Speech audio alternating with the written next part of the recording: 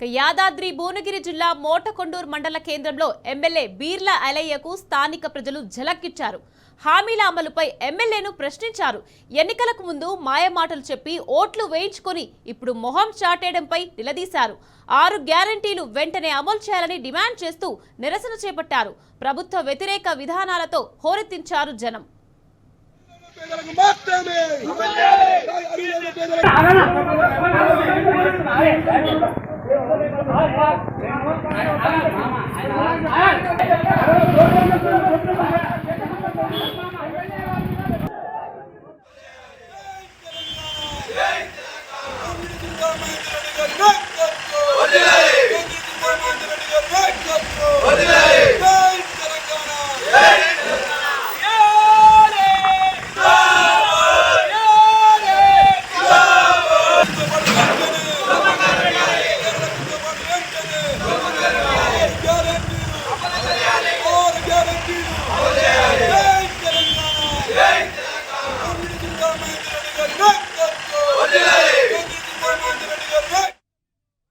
యాదాద్రి భువనగిరి జిల్లా మోటకొండూరు మండల కేంద్రంలో ఎమ్మెల్యే బీర్ల ఐలయ్యకు స్థానిక ప్రజలు ఝలక్కిచ్చారు.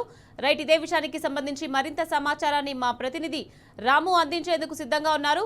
రాము, చెప్పండి, బీర్ల ఐలయ్యకు ప్రజలు ఝలక్కిచ్చారు, దీనికి సంబంధించి మీ దగ్గర ఉన్న అప్డేట్స్ ఏంటి?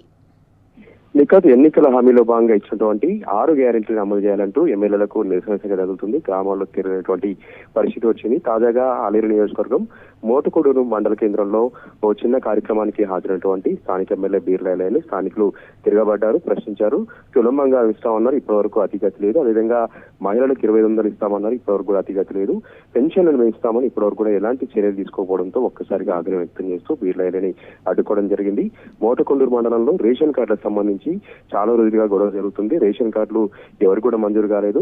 మంజూరైన వారికి కూడా సర్వర్ సంబంధించినటువంటి ఆన్లైన్ చూపించట్లేదు. వాళ్ళకి బియ్యం ఇవ్వకపోవడంతో స్థానికులు ఒక్కసారిగా తిరగబడి ఎమ్మెల్యేని ప్రశ్నించడం జరిగింది. స్థానికంగా ఉన్నటువంటి పోలీసులు వారిని అడ్డుకునే ప్రయత్నం చేసినప్పుడు కూడా పెద్ద ఎత్తున ఎమ్మెల్యేకి వ్యతిరేకంగా నినాదాలు చేస్తూ అక్కడి నుంచి ఆయన వెళ్లిపోవాలంటూ కూడా నిరసన కార్యక్రమం చేశారు. దీంతో చేసేదేం లేక అసహనంతో కార్యక్రమాన్ని ప్రారంభించకుండానే బీర్ల ఐలయ్య మధ్యలోనే అక్కడి నుంచి వెళ్ళిపోవడం జరిగింది. అయితే ఈ ఘటన పట్ల ప్రతి ఒక్కరు కూడా చర్చించుకుంటున్నారు. కాంగ్రెస్ పార్టీ ఎమ్మెల్యేల పట్ల ప్రజల్లో ఎంత వ్యతిరేకత ఉంది, రోజు రోజు కూడా ప్రజల్లో ఎంత ఆగ్రహం వ్యక్తం అవుతోంది, తీవ్రమైనటువంటి నిరసన వ్యక్తం అవుతుంది అనేది ప్రతి ఒక్కరు కూడా చర్చించుకుంటున్నారు. ప్రధానంగా ఆలేరు నియోజకవర్గంలో అయితే గెలిచిన దగ్గర నుంచి కూడా ఎమ్మెల్యే ఎలాంటి అభివృద్ధి పనులు చేయట్లేదు.